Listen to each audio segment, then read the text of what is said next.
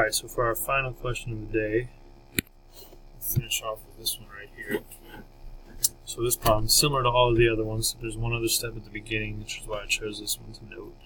It says suppose x equals 3 is an x-intercept of this function. This function has 4 terms, and it wants us to graph the function. Now, what I don't want you guys to forget, we probably covered this a little bit last week, is don't forget about all of your other factoring strategies that we learned prior to jumping straight into synthetic division.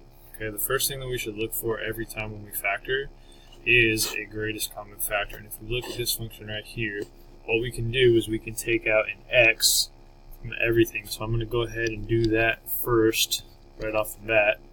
Decrease the power of x on everything. And then after this, I'm going to go ahead and reevaluate the information that was given to me. Okay? So I know that x equals 3 is an x-intercept of this function. Remember, we can either use x-intercept, root, or 0.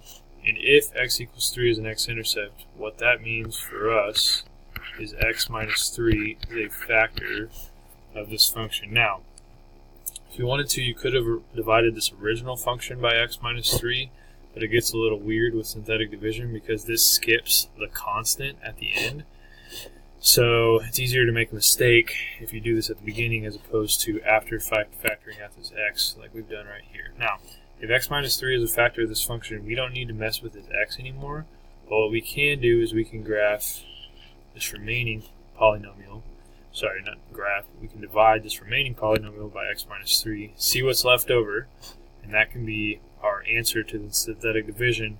But we can't forget that we factored out this x here at the beginning. So I'm going to go ahead and try to divide this polynomial by x minus 3 and see what I get. So I'm going to put a 3 in the box, and I'm not going to forget I'm dividing by x minus 3 here.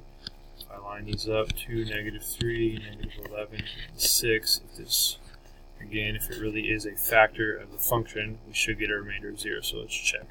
Okay, 2 becomes 6, add them together we get 3, so it becomes a 9, negative 2, negative 6, and as we expected, we get a remainder of 0. So, I'm going to go ahead and rewrite this now, okay? But, why this is different than any other problems is we factored something out at the very beginning, so don't forget to bring this x down. We divided by x minus 3. What we get when we're done here is a quadratic 2x squared minus 3, plus 3x minus 2. Okay, now I know on the last one we ended up with a quadratic that couldn't be factored anymore.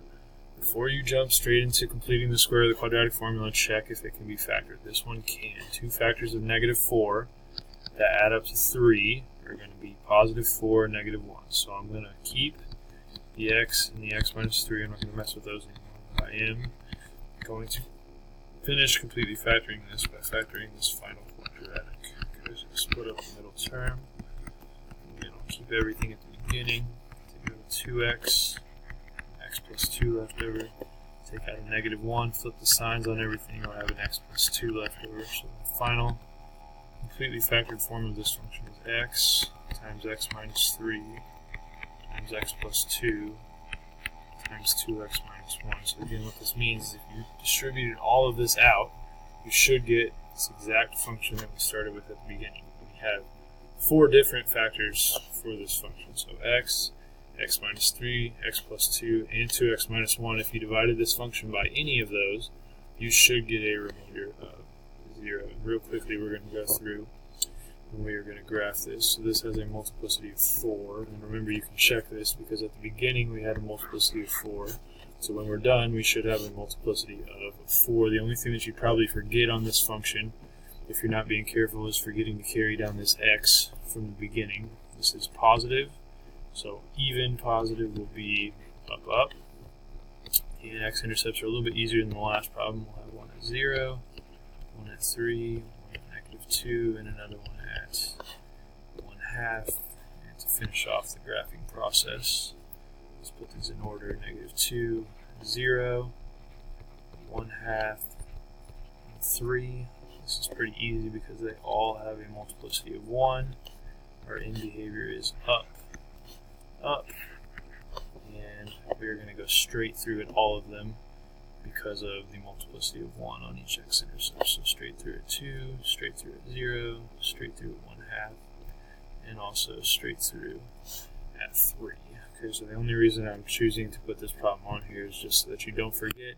If there is something that you can factor out at the beginning, go ahead and factor it out, and make sure that you don't forget to carry it down with you each step of the way as you're doing the rest of your problem.